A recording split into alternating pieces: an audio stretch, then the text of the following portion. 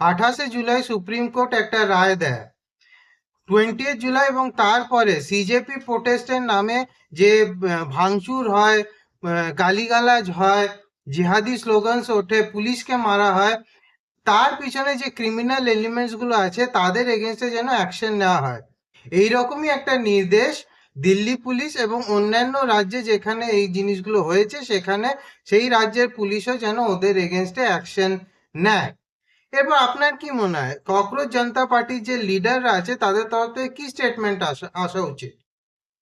এটাই না যে আমরা ওদের ডিসওন করছি, আপনারা যা লিগ্যাল অ্যাকশন ওদের উপর নিতে চান আপনারা নিতে পারেন, ওদের অ্যারেস্ট করতে পারেন, যা খুশি অ্যাকশন নিতে পারেন, তাই তো? না, কিন্তু এখানে একটা টুইস্ট হয়ে গেল। আমরা জানবো এই ভিডিওতে এই টুইস্টটা কি, এবং এটাও জানার চেষ্টা করব যে গভর্নমেন্ট কি আদৌ সুপ্রিম কোর্টের রায় মেনে অ্যাকশন নেবে, না আবার এফআইআর স্কোয়াশ করে দেবে, এফআইআর ফেরত নিয়ে নেবে, এটাও জানার চেষ্টা করব।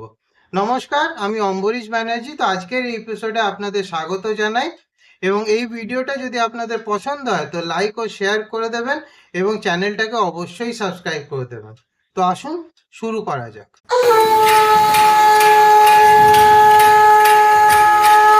তো ঘটনার সূত্রপাত জুলাইয়ের 20 তারিখ, যেদিন কথা ছিল সিজেপির প্রোটেস্টারদের সংসদ মার্চ করবে। সেদিন থেকে তারপর যতদিন না রেজিগনেশন দিল ধর্মেন্দ্র প্রধান, ততদিন অবধি ভ্যান্ডালিজম, মারধর, ভাঙচুর, এরপর এক একটা ঘটনা ঘটে গেছে। এটা নতুন করে আর কিছু বলার নেই। আপনার এর আগের ভিডিওতেও আপনার অলরেডি ডিসকাস করেছি এই ব্যাপারে। আমরা বিভিন্ন জায়গায় হয়, শুধু দিল্লিতে নয়, মহারাষ্ট্র, বেঙ্গল, বিহার, আসাম এইসব জায়গাতেও হয়। ভ্যান্ডালিজমের প্রচুর ঘটনা ঘটে, এবং যে পুলিশ পার্সোনাল যারা মার খেয়েছিল তাদের পরিবারও একের পর এক পিআইএল দাখিল করে সুপ্রিম কোর্টে, এবং দাবি করে যে যারা এইভাবে মারপিট মেরেছে, ইয়ে করেছে, যে ওরাও তো ডিউটি করতে গেছিল, তো ওদের উপর যারা অত্যাচার করেছে, যারা মারধর করেছে তাদের উপর যেন অ্যাকশন নেওয়া হয়। এবং এই নিয়েই সব নিয়ে কেস চলছিল, এবং তারপরে পুলিশও অ্যাকশন নেয়। পুলিশ একের পর এক ধরপাকড় শুরু করে এবং আইডেন্টিফাই করা হয়, আপনি দেখুন, আইডেন্টিফাই করা হয় যে 2873 জন ক্রিমিনাল এলিমেন্ট এই প্রোটেস্টে ছিল। এবং তারা কারা? এর মধ্যে মার্ডার চার্জেস আছে 101 জনের উপরে, ভাবতে পারছেন?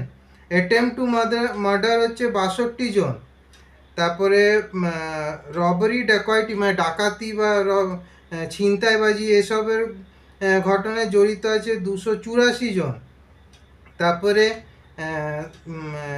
রেপ বা ধর্ষণের কেসে জড়ানো আছে 61 জন, পক্সোতে আছে 6 জন, মোলেস্টেশন অফ উমেন মানে মোলেস্টেশনের কেসে আছে 25 জন, আর্মস অ্যাক্টে 229 জনের এগেনস্টে আর্মস অ্যাক্ট আছে, 135 জনের এগেনস্টে ছিনতাইয়ের অভিযোগ আছে, 19 জনের এগেনস্টে কিডন্যাপিংয়ের অভিযোগ আছে, 67 জনের এনডিপিএস, এবং 1884 জনের উপর অন্যান্য আইপিসি বা বিএনএস এর ধারায় কেস চলছে, এবং টোটাল হচ্ছে 2873 জন। ভাবতে পারেন, গোটা প্রোটেস্টে 2873 জন শুধু ক্রিমিনাল এলিমেন্টস ছিল। তো পুলিশ এদের আইডেন্টিফাই করে, এবং আইডেন্টিফাই করা হয়, এবং অ্যারেস্ট অলরেডি চলছিল। ইন দি মিন টাইম 28 তারিখে সুপ্রিম কোর্টের একটা ডিরেক্টিভ আছে। সেই ডিরেক্টিভটা হচ্ছে যে এর মধ্যে একটা পয়েন্ট আমি স্পেশালি দেখাবো, যে পয়েন্টটা মেনশন বা সব থেকে বেশি জরুরি, সেটা হচ্ছে 4th পয়েন্টটা। আপনি দেখুন 4th পয়েন্টটা যেটা আছে, the NCT of Delhi and other states may proceed with the investigation of the FIRs registered. However, no coercive measures shall be taken against the protesting students.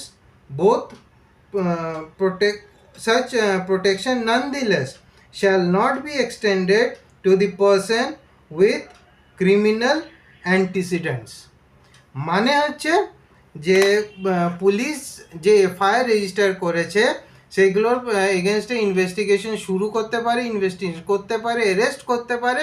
যদিও যে স্টুডেন্টরা ওইখানে প্রোটেস্ট করছিল তাদের এগেনস্টে যেন কোনো অ্যাকশন না নেওয়া হয়, বাট যাদের এগেনস্টে ক্রিমিনাল চার্জেস আছে বা লোকাল ল্যাঙ্গুয়েজে আমরা যাদের হিস্ট্রি শিটার বলি তাদের উপর যেন অ্যাকশন নেওয়া হয়, কোয়েসিভ অ্যাকশন নেওয়া হয়, মানে অ্যারেস্ট করা হয়, এফআইআর করা হয় এবং কেস রেজিস্টার করে কেস চালানো হোক। এবার সুপ্রিম কোর্ট যখন এই ডিরেক্টিভ দিল তখন আপনার কি মনে হয় যে ককরোচ জনতা পার্টির যে লিডাররা আছে সৌরভ দাস, অভিজিৎ দীপকে, এদের কি স্টেটমেন্ট আসার কথা? এদের এটাই না স্টেটমেন্ট আসার কথা যে আমরা ওদের ডিসোন করছি যারা ক্রিমিনাল অ্যাক্টিভিটিস ইনভলভ আছে এবং যাদের এগেনস্টে ক্রিমিনাল কেসেস আছে তাদেরকে আমরা ডিসোন করছি এবং পুলিশ যেভাবে খুশি তাদের এগেনস্টে অ্যাকশন নিতে পারে, আমাদের সাথে তাদের কোনো সম্পর্ক নেই, তাই তো? কিন্তু অ্যাকচুয়ালি এটা হয় না। আপনি সৌরভ দাসের ভিডিওটা দেখুন, তারপরে বলছি। सुप्रीम कोर्ट बोल रही है कि जिनके ऊपर एफआईआर्स है पहले से उनको मत छोड़िए, तो वो हमें मंजूर नहीं है। हमारा जो डिमांड है वो क्लियर है एंड उसी के हिसाब से होना चाहिए, क्योंकि उसी चीज पे एग्रीमेंट भी हुई थी। তো সৌরভ দাস যেটা এই ভিডিওতে বলছে সেটা হচ্ছে যে সুপ্রিম কোর্ট যে ডিরেক্টিভ দিয়েছে যে যাদের এগেনস্টে অলরেডি ক্রিমিনাল চার্জেস আছে বা এফআইআর আছে তাদের এগেনস্টে কেস প্রসু করতে, তো সেটা ওরা মানছে না। এবার দেখুন এর মধ্যে দুটো জিনিস আছে, একটা হচ্ছে প্রথমত সুপ্রিম কোর্ট বলেছে যে যাদের এগেনস্টে ক্রিমিনাল চার্জেস অলরেডি আছে তাদের এগেনস্টে যেন অ্যাকশন নেওয়া হয়। আর এখানে সৌরভ দাস বলছে যাদের এগেনস্টে এফআইআর আছে, এফআইআর তো অনেকের এগেনস্টেই আছে, ঠিক আছে, বাট যাই হোক, ঠিক আছে, হোয়াট এভার ইট ইজ। তো জিনিসটা হচ্ছে বেসিক্যালি সৌরভ দাস যেটা বলতে চাইছে যে আমরা সুপ্রিম কোর্টের অর্ডার মানবো না, যাই হয়ে যাক না কেন আমরা মানবো না, এবং যদি অ্যাকশন নেওয়া হয় তাহলে আমরা আবার প্রোটেস্টে বসবো। কারণ গভর্নমেন্ট বলেছিল যে গভর্নমেন্ট ওদের অ্যাসিওরেন্স দিয়েছে যে ওদের কারুর এগেনস্টে কোনো অ্যাকশন নেওয়া হবে না। এবং এই প্রেক্ষিতে কয়েকটা টুইট আছে। প্রথম টুইটটা হচ্ছে অভিজিৎ দীপকে কি বলেছিল সেটা দেখুন। এদিকে বলে যে if the harassment of students at the hands of the police continues, the Cockroach Janata Party will respond with a massive peaceful protest soon. The government must stop targeting and witch hunting students. যদি harassed হয় পুলিশের কাছে, পুলিশের হাতে, তাহলে cockroach জনতা party আবার peaceful প্রোটেস্টে বসবে এবং গভর্নমেন্ট যেন স্টুডেন্টদের টার্গেট না করে। কিন্তু সুপ্রিম কোর্ট কি তাই বলেছে? বলেনি তো। সুপ্রিম কোর্ট বলেছে যে স্টুডেন্টদের যেন ছেড়ে দেওয়া হয়, স্টুডেন্টের এগেনস্টে যেন সেইভাবে কোনো অ্যাকশন নেওয়া হয় না, শুধুমাত্র যাদের এগেনস্টে অলরেডি ক্রিমিনাল কেসেস আছে তাদের এগেনস্টে যেন স্ট্রিক্ট অ্যাকশন নেওয়া হয়। তা অভিজিৎ দীপকে কিন্তু এইভাবে টুইটটা করে দিল। এবার তারপরে আবার টুইট আসে, সেটা হচ্ছে সৌরভ দাসের। তো যে টুইটটা আসে তা সে একটা মানে গল্পই লিখে ফেলেছে সেই টুইটের মধ্যে। তো তার সারমর্ম এটাই যে আমরা আবার প্রোটেস্টে বসবো যদি আমাদের সবারই এগেনস্টে সুপ্রিম কোর্টের ডিরেক্টিভ মেনে যদি পুলিশ অ্যাকশন নেয় তাহলে আমরা আবার প্রোটেস্টে বসবো। বাট এখানে একটা লাইন আমি জানাতে চাইবো, সেটা হচ্ছে this direction stands in direct contradiction to the solemn assurance and guarantee extended by the government of India to the youth of the nation on 25th July 2026, namely that the FIRs would be withdrawn and that no protester would be directly or indirectly targeted for participating in the peaceful movement. তো প্রথম কথা এটাই যে government কি এমনি কোনো solemn assurance আর guarantee দিতে পারে এইভাবে? প্রথম কথা এটা। দ্বিতীয় কথা ও যেটা বলতে চাইছে যে ও এটা রিটার্ন দেওয়ার কথা ছিল, ও কিন্তু এখনো অবধি রিটার্ন জিনিসটা পায়নি। এখানেও লিখেছে the deadline for the government of India to honour its guarantee expires today. We once again call upon it to two fulfil every commitment it made, ঠিক আছে? তো প্রত্যেকটা কমিটমেন্ট যেটা করা হয়েছিল, এবং ও যেটা বলতে চাইছে যে ওটা গভর্নমেন্টের তরফ থেকে রিটেনে দেওয়ার কথা ছিল, কিন্তু রিটেনে দেওয়া হয়নি, কারণ মানে ওর এখনো অবধি মানে ওরা পায়নি রিটেনে, এবং ওই রিটেন অ্যাসুরেন্সটা যদি না আসে এইরকম কোনো এবং অ্যাকশন নিতে থাকা হয়, তাহলে ওরা আবার প্রোটেস্টে বসবে। আপনি দেখুন ওই ভিডিওটা। See, on Saturday, the government, in front of the entire nation through the entire press, sat with us and assured us, guaranteed us that the protesters who came for our protest will not be prosecuted, they will not be pursued with FIRs, and if there are any existing FIRs, they'll be withdrawn. And such a written guarantee was to come to us by today, that is Tuesday. However, now we find that there were a bunch of PILs that were filed in the Supreme Court, and the Supreme Court has today passed an order which contains one line and says that any FIRs that are existing, the government may continue its investigation. Now the government representatives that we met in the evening, they are telling us that the matter is now sub judice, and so far they haven't given us that written assurance. Now they are using that order and wanting to go back on the guarantees that they gave to the young of this country. So we have declared through our social media handles that if the government does not come good on its words, if it does not honor the words, the agreements, then we'll be forced to again call for a big protest, not just in Delhi but nationwide. And this time when the young of this country come out in support of their fellow young people who are being targeted and who will be targeted because of their participation in this protest, then they will not go back until full accountability is secured. So this is what we have declared, and we just hope that the government does what it has already promised to do. There are still a few hours left for the government to give that written assurance to us, and we hope that it does so. Otherwise we'll be forced to come back on the streets, and we are not afraid of coming back again. তো ভিডিওটা দেখলেন, এবং এই video থেকে দুটো প্রশ্ন উঠে আসে। প্রথমত, সৌরভ দাস কি এটা কনফার্ম করলো যে ককরোচ জনতা পার্টি ক্রিমিনালদের সাপোর্ট করে? এই ক্রিমিনাল এলিমেন্টস, এই 2873 জন ক্রিমিনাল এলিমেন্টস যারা ওই প্রোটেস্টের মধ্যে ছিল, যাদের এগেনস্টে অলরেডি ক্রিমিনাল চার্জেস আছে, যারা হিস্ট্রি শিটার, তাদেরকে কি ককরোচ জনতা পার্টি সাপোর্ট করে? তারা কি তাদের ডেকে এনে প্রোটেস্টে ঢুকিয়েছিল যাতে ভ্যান্ডালিজম করা যায়, যাতে মলেস্টেশন করা যায়? এটা কি ও কনফার্ম করছে? তাহলে প্রথম কথা এটা। দ্বিতীয় কথা হচ্ছে, ককরোচ জনতা পার্টি কি আবার প্রোটেস্টে যাবে? কারণ এখানে প্রশ্ন হচ্ছে যে যদি প্রোটেস্টে যায় তাহলে কি সেই মোমেন্টামটা পাবে যেটা লাস্ট টাইম পেয়েছিল? এবং লাস্ট টাইমও যেটা পেয়েছিল সেটা লাস্টের দিকে পেয়েছিল, যখন পলিটিক্যাল পার্টিরা পুরো সিনে চলে আসে, স্টেজে চলে আসে। যেমন হচ্ছে আম আদমি পার্টি, কংগ্রেস পার্টি, তারপরে রাকেশ টিকেত, তারপরে চন্দ্রশেখর রাবণ, এরা যখন মঞ্চে আসে, মঞ্চে আসার পর থেকে অ্যাকচুয়াল যে ভিড়টা, তারা এদের ইয়েতে কিন্তু ওই ভিড়টা এসছে বেসিক্যালি। তো হ্যাঁ, স্টুডেন্টও কিছু ছিল ডেফিনেটলি, আর কিছু বাজে এলিমেন্টস, কিছু বাজে মানে আনকালচার্ড অ্যান্টি সোশ্যাল স্টুডেন্টসরাও এখানে ছিল, যারা অকথ্য ভাষায় গালাগালি করেছে। জানি না ওরা ফেমাস হতে চেয়েছিল নাকি all of a sudden reel feel বানিয়ে এমনি কিছু হবে, বাট তারাও এখানে প্রেজেন্ট ছিল। এবং এই 2873 জন ক্রিমিনালস ওইখানে প্রেজেন্ট ছিল। এবং ঘটনা হচ্ছে যে তাহলে কি সিজেপি সেই যদি আবার প্রোটেস্টে বসে, তাহলে কি সেই মোমেন্টামটা পাবে? না, মোমেন্টামটা পাবে না। ওই 50-100 জন হয়তো আসবে। চান্সেস আছে কি সেই মোমেন্টামটা আবার না হোক, কারণ একটা জিনিস অলরেডি হয়ে গেছে। আর খুব সম্ভবত এবার কিন্তু গভর্নমেন্ট কশিয়াস থাকবে, এটা আমি আশা করছি যে গভর্নমেন্ট হয়তো এবার এটা হতে দেবে না।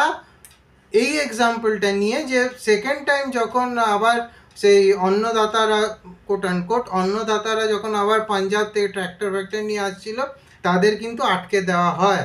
প্রথমবার যেটা করা হয়নি, তাদের কিন্তু আর আন্দোলন করতে দেওয়া হয় না এবং ওদেরকে ওইখান থেকে ভাগিয়ে দেওয়া হয়। তো এই এক্সাম্পলটা নিয়ে আমি এটা মানে কনক্লুড করার চেষ্টা করছি যে, বা এর আনসারটা পাওয়ার চেষ্টা করছি যে ওরা কি আবার প্রোটেস্টে অ্যাকচুয়ালি বসবে সেইভাবে?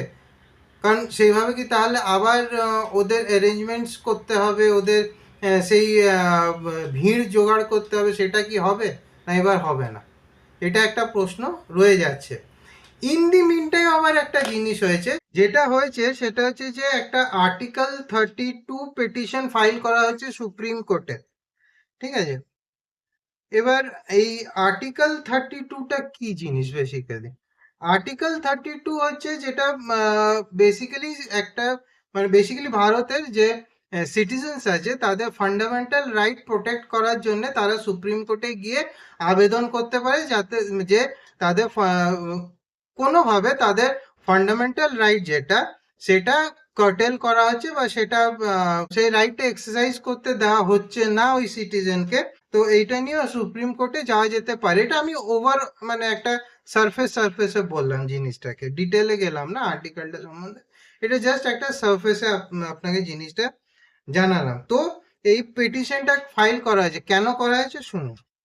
An Article 32 petition has been filed in the Supreme Court against the deployment of facial recognition technology and allied biometric surveillance measures by Delhi police during the recent Jantar Mantar protest led by the Cockroach Janta Party. তো কেন করা হয়েছে না, যাতে face recognition technology আর allied biometric surveillance যাতে Delhi police না করতে পারে। কেন সেটা আপনাকে কপিল সিবাল বলবে। जो मेरी जानकारी में आई है कि दिल्ली की पुलिस फेशियल रिकॉग्निशन के साथ जो जो भी वहां आया है उसको वो टारगेट करेगी और प्रयास करेगी कि किसी तरीके से उसके परिवार को, उनके लोगों को हैरेस किया जाए। और इसमें भी वो हो सकता है कि कोई कम्युनल दृष्टिकोण के साथ। देखिए, ये जो इनकी प्रोटेस्ट है कि मैं तो बाहर का आदमी हूं, मैं तो इनके साथ प्रोटेस्ट में तो जुड़ा नहीं, ना मैं कभी गया, लेकिन जो मेरी सोच है कि ये जो हिंदू मुस्लिम करते हैं ना, ये हर जगह यही करेंगे, तो इनका तो मकसद ये है। तो वो हिंदुस्तान में हमें होने नहीं देना, छात्रों को होने नहीं देना, प्रोटेस्टर्स को होने नहीं देना। ये above class, above creed, above religion, ये मूवमेंट है हिंदुस्तान के सुधार के लिए। और सुधार तभी होगा अगर ये सब धर्म के लोग, सब जाति के लोग इकट्ठा होकर इसमें शामिल होंगे। मेरा तो रोल रही है कि मैं इसको बाहर से कानूनी तौर पे सपोर्ट करूं। তো কংগ্রেস থাকবে আর কমিউনাল অ্যাঙ্গেল আসবে না, সেটা কি হতে পারে? আর কপিল সিবাল আপনি কাকে বাঁচাতে চাইছেন? জিহাদিদের?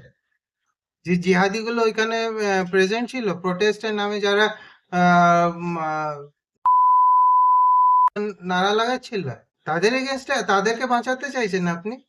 জিহাদিগুলোকে যাতে ফেস রেকগনিশন হয়ে টেস্ট হয়ে আর মানে বায়োমেট্রিক সার্ভিলেন্স হয়ে যাতে ওরা ধরা না পড়ে, এটা আপনি করতে চাইছেন? আরেকটা ভিডিও দেখুন কপিল সিবালের।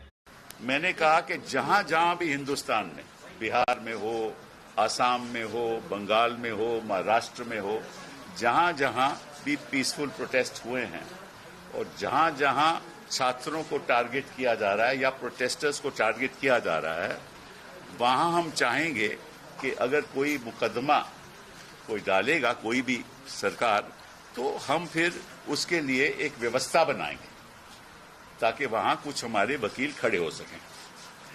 तो इसी सोच के साथ हम चाहते हैं कि कोई कार्रवाई नहीं हो, अगर एफआईआर होती है तो एफआईआर विड्रॉ हो। और मैंने कहा है कि हम एक ये सीजेपी ढांचा बनाएगी कि किस किस जगह पे क्या हुआ है, किस छात्र को, किस प्रोटेस्टर के खिलाफ कार्रवाई हुई है, चाहे कि मुफस्सिल में हुई हो, वहां कौन वकील है जो हमारी मदद कर सकता है। ठीक है, फिर ये लोग वेबसाइट बनाएंगे, मैं नहीं करूंगा, ये लोग खुद वेबसाइट बनाएंगे। उस वेबसाइट पे जो वकील लोग मदद करना चाहते हैं वो अपना नाम देंगे, कहाँ वो रहते हैं, किस तरह से मदद करेंगे, प्रो बोनो मदद करेंगे या उनके पास कुछ थोड़ा बहुत देना पड़ेगा। तो इस संदर्भ में मैंने कहा है कि मैं अपनी ओर से 1 करोड़ रुपया दूंगा, अपनी ओर से 1 करोड़ रिपोर्ट दूंगा। और साथ में ये आग्रह करूंगा हिंदुस्तान के वकीलों को और बाकी लोगों को कि वो भी हमारा इस फंड में पैसा दें ताकि हम हर जगह जहां जहां भी कानून का दुरुपयोग होगा, जहां जहां भी पीसफुल प्रोटेस्ट के खिलाफ गलत मुकदमे करे जाएंगे तो हम उनके लिए खड़े, हमारे वकील उनके लिए खड़े होंगे सारे हिंदुस्तान में। তো কপিল সিবাল না ওই ক্রিমিনাল টেররিস্ট এদের কাছে না বাবা লোকনাথ হয়ে গেছে। রনে বনে জনে জলে জঙ্গলে যেখানে থাকিবে আমার কাছে আসিয়া হেল্প চাইবে, আমি হেল্প করিয়া দিব। তো উনি হচ্ছেন এদের বাবা লোকনাথ। তো যাই হোক, তো অবভিয়াসলি লিগ্যাল হেল্প পৌঁছাতে মানে লিগ্যাল হেল্প দিতে পৌঁছে গেছে সিজেপি কে, ঠিক আছে। এবং শুধু না, পুরো একদম প্ল্যান রেডি যে কিভাবে লিগ্যাল হেল্প প্রোভাইড করা হবে, কিভাবে ওয়েবসাইট তৈরি করা হবে, ইনিশিয়াল ফান্ডিং 1 কোটি টাকা দিয়ে দেবে বলছে, মানে 1 কোটি টাকা দান করে দেবে এই প্রোটেস্টের মানে এদের নামে। যাই হোক, তার পয়সা সে যা করবে করবে। তো এটা হচ্ছে যে মানে পুরো প্ল্যান রেডি যে কিভাবে প্রত্যেকটা জায়গায়, প্রত্যেক ডিস্ট্রিক্ট ওয়াইজ কিভাবে লিগ্যাল হেল্প। এটাই ভালো লাগে জানেন তো, লেফটিস্টদের এটাই, এই লেফট ইকোসিস্টেম বা এই কমিউনিস্ট ইকোসিস্টেমের এটাই মানে এটা জলওয়া একটা, ঠিক আছে। ফান্ডিং সব রেডি, মানে ওদের উকিল রেডি, ফান্ডিং রেডি, কোথা থেকে ফান্ডিং হবে না হবে সব রেডি থাকে একদম, মানে পুরো হায়ারার্কি ওয়াইজ জিনিসটা পুরো লেভেলড আপ থাকে। হ্যাঁ, আমাদের জন্য না আসে ফান্ডিং না কিছু না, গিয়ে আমরা এমনি ভয়েস রেজ করে 6 মাস ধরে তো রেজ করাই হচ্ছিল ভয়েস রাইট উইং এর তরফ থেকে, যারা দক্ষিণপন্থী আছে। কিন্তু মোদি শুনলো না তো। আলটিমেটলি লেফট ইকোসিস্টেম এসে যে ভাঙচুর করলো, তবে গিয়ে শুনতে হলো, তবে তো একদম মানে সপাটে শুয়ে পড়লো সরকার। তো দেখুন আপনি এদের ফান্ডিংটা দেখুন, এদের অর্গানাইজেশনটা দেখুন, কিভাবে এরা পুরো অর্গানাইজ করে জিনিসটাকে। সুপ্রিম কোর্টে একটা ডিরেক্টিভ এলো কি এলো না, ওদের পুরো প্ল্যান রেডি যে আগামী দিনে কিভাবে কেস লড়তে হবে কাদের। এবং এই পুরো যতগুলো ক্রিমিনাল আপনি দেখে নেবেন, এই 2873 জন, এদের সবারই হয়ে এরাই কেস লড়বে। এবং সবারই কেস লড়ার জন্য যে ফান্ডিং হবে সেটা ককরোচ জনতা পার্টি থ্রু দিয়েই আসবে, যেখান থেকে আসুক ককরোচ জনতা পার্টি থ্রু দিয়েই আসবে। আপনি দেখে নেবেন এই জিনিসটা। তো এবার যেটা একটা খুব ইম্পর্টেন্ট প্রশ্ন থেকে যাচ্ছে, সেটা হচ্ছে যে সেন্টার কি পারসু করবে, মানে এই সুপ্রিম কোর্টের ডিরেক্টিভ মেনে কঠোরভাবে এদের এগেনস্টে কি অ্যাকশন নেবে। এবার আমার তো মনে হয় শুধু এই 2873 জন নয়, যারা ওইখানে ইনভলভ ছিল, যদি থেকে থাকে তাদের এগেনস্টেও অ্যাকশন নেওয়ার দরকার আছে, যাতে এই ধরনের জিনিস রিপিট না হয়। কিন্তু ঘটনা হচ্ছে ওরা কি অ্যাকশন নেবে, সেন্টার কি অ্যাকশন নেবে, সেটা একটা বড় প্রশ্ন। আশা করি নেবে এই পরিস্থিতিতে দাঁড়িয়ে, তবে বলা তো যায় না। আশঙ্কাটা কোথায় হয় জানেন তো, ফার্ম লসের সময় মনে আছে তো, ওই কোট আনকোট অন্নদাতারা ট্র্যাক্টর ফ্যাক্টর নিয়ে এসে যেভাবে যে গোটা 1 বছর রাস্তা আটকে রেখে যে সোকল্ড আন্দোলনটা করলো, তারপরে 26শে জানুয়ারি রেড ফোর্টে চেপে যা তা কাণ্ড করলো, পুলিশদের পেটালো।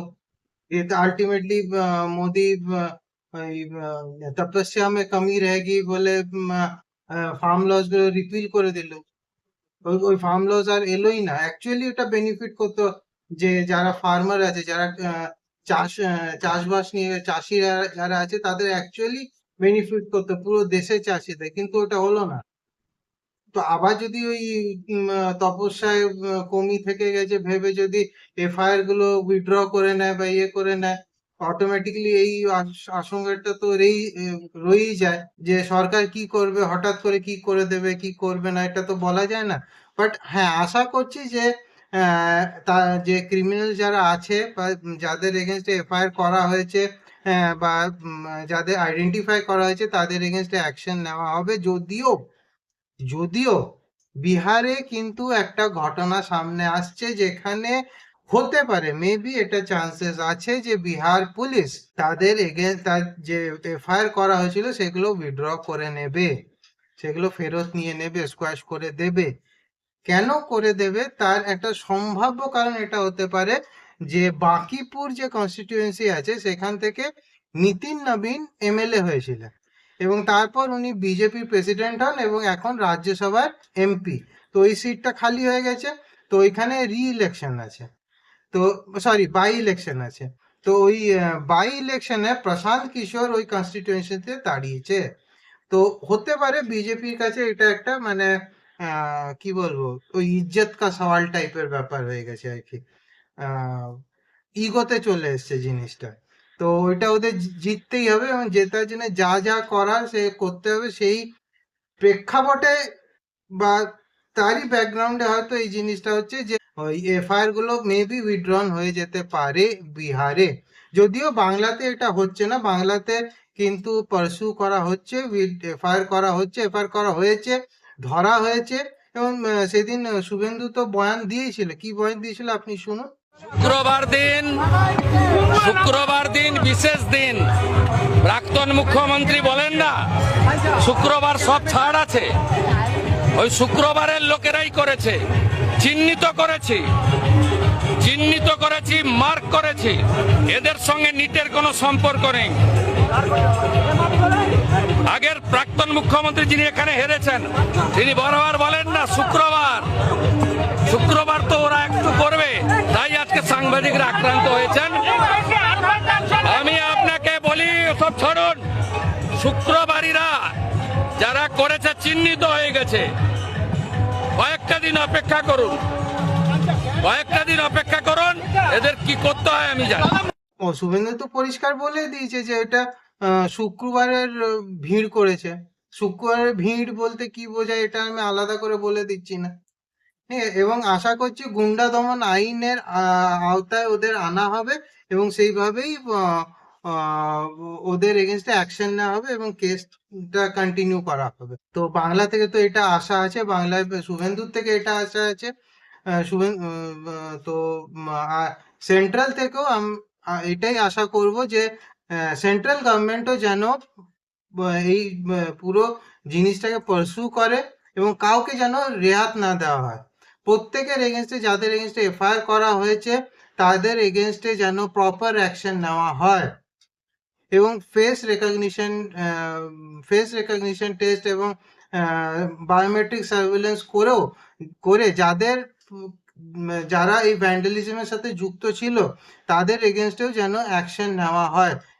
জাস্ট এইভাবে যেন ছেড়ে না দেওয়া হয়, কারণ তারা আবার কোনো সময় কোনো এক প্রোটেস্টে গিয়ে এই জিনিস করবে, সেটা যেন না করা হয়।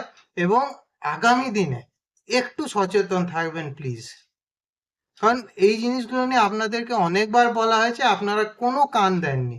তো অ্যাটলিস্ট পরের বার থেকে যখনই বলা হবে তখন একটু শুনবেন এই জিনিসগুলোকে। যাই হোক, আজকের ভিডিওটা এই অবধি। তো ভিডিওটা কেমন লাগলো জানাবেন এবং কমেন্ট করে জানাবেন যে সেন্ট্রাল গভর্নমেন্ট অ্যাকচুয়ালি কি করবে এবং সিজেপি ককরোচ জনতা পার্টি কি প্রোটেস্টে বসবে, আর সেন্ট্রাল গভর্নমেন্ট কি মানে স্ট্রিক্ট অ্যাকশন নেবে যাদের এগেনস্টে এফআইআর করা হয়েছে। কমেন্টে আপনারা জানান। আর ভিডিওটা যদি আপনাদের পছন্দ হয়ে থাকে তো লাইক এবং শেয়ার করে দেবেন এবং চ্যানেলটাকে অবশ্যই সাবস্ক্রাইব করবেন এবং বেল আইকনটা টিপে দেবেন যাতে নতুন ভিডিও এলে আপনাদের কাছে নোটিফিকেশন পৌঁছে যায়। তো আবার দেখা হবে অন্য কোনো এপিসোডে অন্য কোনো টপিকের সাথে। ততক্ষণ জয় শ্রীরাম, বন্দে মাতরম।